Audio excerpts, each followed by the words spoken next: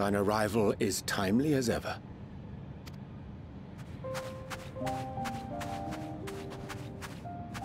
Thou didst chance to overhear my conversation with Livingway, I presume?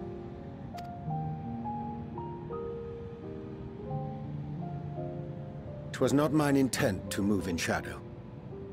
Nevertheless, I have been asked to do that and more yet again. Is it so plain that these strangers could intuit it at a glance? My capacity for silence and secrecy and duplicity? When Grahatir did contrive to deliver the first at the price of his own life, I was complicit in the scheme. A sacrifice averted for a mercy. Would that I could say the same for Menphilia. One life for one world. And by that bloody bargain brokered by my hand were the scions robbed of a dear comrade, and Flamine her beloved daughter.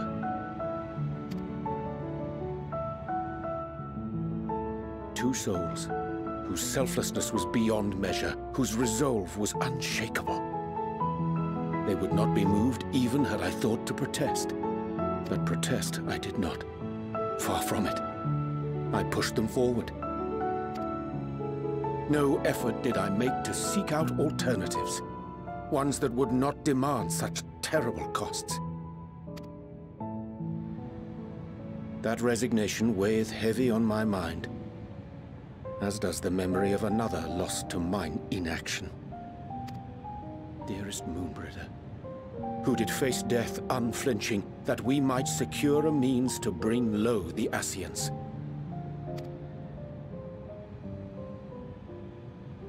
In her hour of need, I did naught. Dutiful disciple of Louisoix, ever looking to the greater good. Had I shut mine eyes and bid her live instead, mayhap she would be with us today.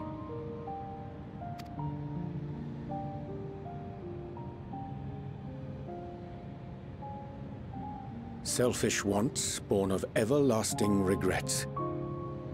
Most days I put them from my mind, but could think of naught else when asked to swallow the same bitter draught. Subterfuge and sacrifice. Mayhap the right moral choice, but one I regard with great trepidation.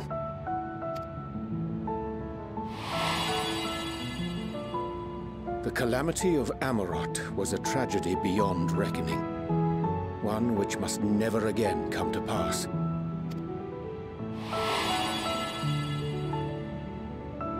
Thus must we struggle, haunted by ghosts of those we have lost, clinging to those we pray we can yet save. But what of those we cannot? How do we make peace with the dreadful algebra of necessity?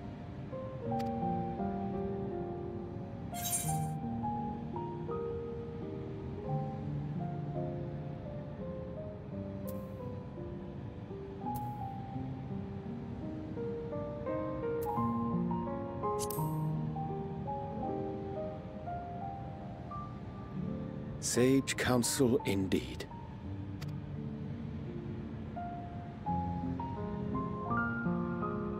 I see. Wisdom as befits a great worm.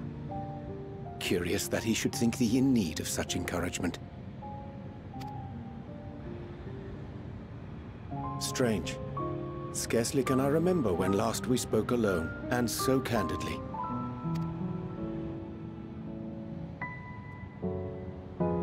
I thank thee. For all my supposed skill with words, I find it difficult to express such private thoughts. As for the Loporrit's proposition, I will take time and consider how to respond.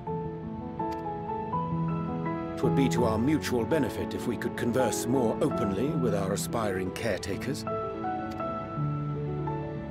A concern I should be glad to address on the Scion's behalf.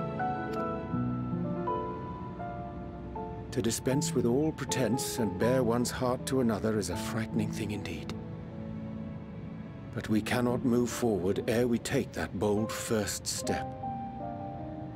A lesson I have learned many times before. And today.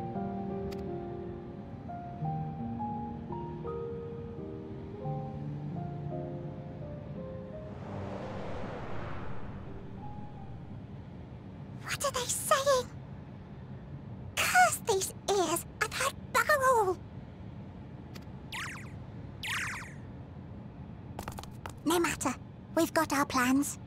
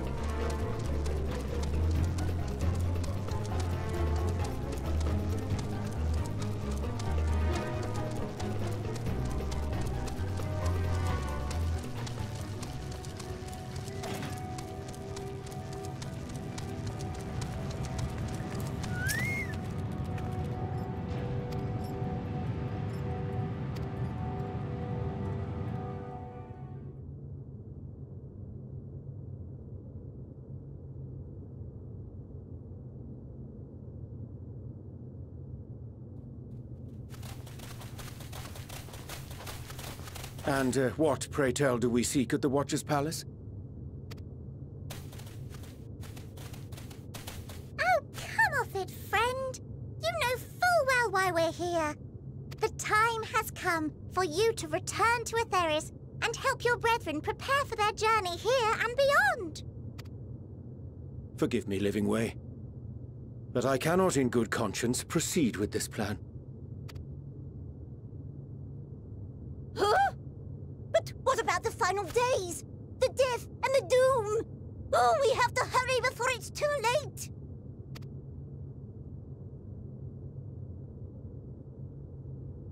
Your unflagging commitment to your duty is endearing, to say the least.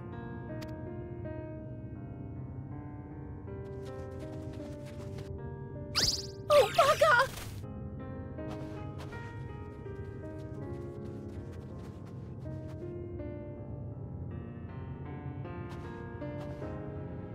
Be at ease. They bear you no grudge, nor do I. How could we, having come to understand your purpose? For millennia, you and yours worked tirelessly towards the singular purpose of this heavenly vessel's construction. An arduous feat by any measure. 'Tis clear you have spared no effort. Why, your very names are a testament to your dedication.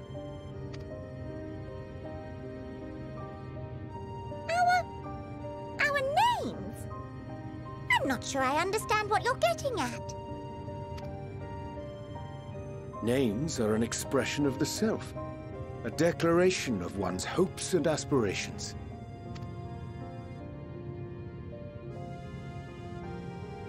Your use of contemporary, uncomplicated nomenclature doth ensure clarity of purpose.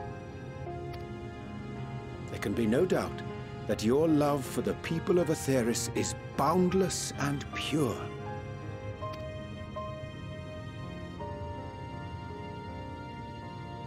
Yes! Yes! A most mellifluous reason! We Loporrits were born of Hydaelyn's love for Aetheris. That shining, shimmering blue jewel, brightest star in the sky, brimming with life and possibilities. For as long as I can remember, I've toiled in anticipation of the day when this vessel might be needed. All I've ever wanted was to meet those she cherished so dearly, to serve and serve well. That goes for all of us, don't you see? So help us help them. Lead them here where we can keep them safe. If there's anything wrong with what we've built, we'll fix it. We'll make it right.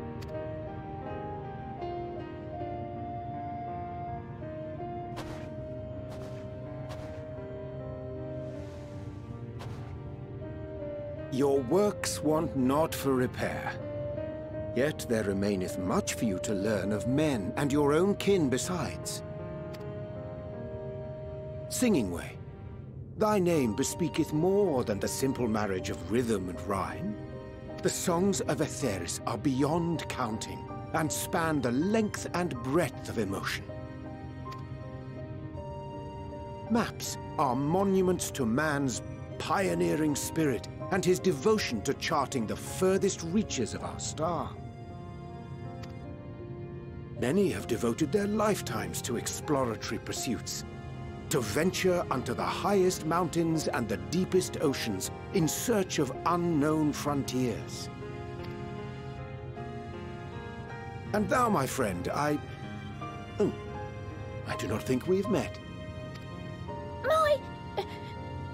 My name is Puddingway. Puddingway? Yes, indeed. A name of deep and abiding significance, I'm sure, but one perhaps better communicated through delicious deeds than tasteless words. A judicious application of fey magics at a later juncture may be appropriate.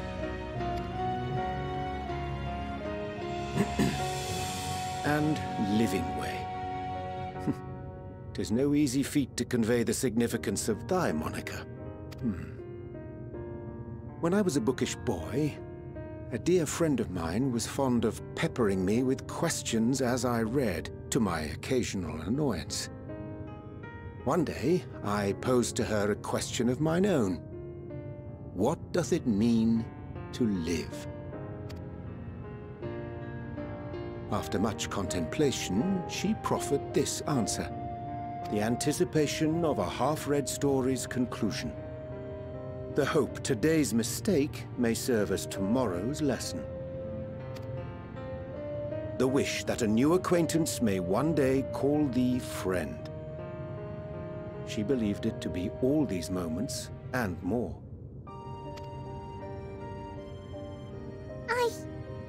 I want to understand, but... I, too, still labor to find mine own answer.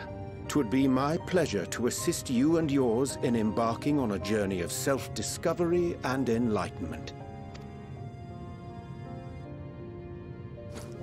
For thee.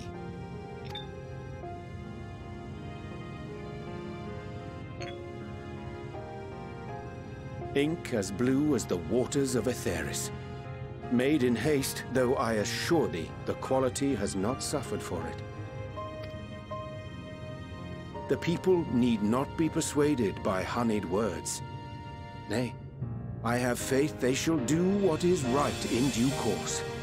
Until they do, I beg your patience, friends. And with that ink, let us fill the empty pages of Living Way's compendium. An open exchange of ideas will surely afford you all a better understanding of modern man, and with it, ideas for improvements and renovations. But more importantly, it shall empower us to together find a way forward.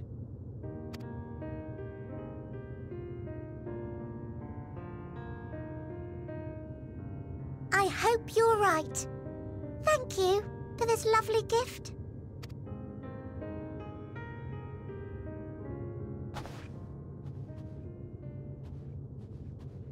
There you have it. I shall remain with the Loporrits to ensure that all is in order. Though we must needs prepare for every eventuality, you would all agree that the evacuation of our star is a last resort. To accept failure is to accept the demise not only of our star, but that of Reen's, of all reflections, and the souls that call them home. Which is why I have every faith that you shall fight to the last, that such drastic measures may prove unnecessary. Should the worst come to the worst, and I pray deeply that it won't, I'll take comfort in knowing preparations were made under your watchful eye. Aye, thou mayest be assured that if calamity cometh, not a soul will be left behind, if being the operative term.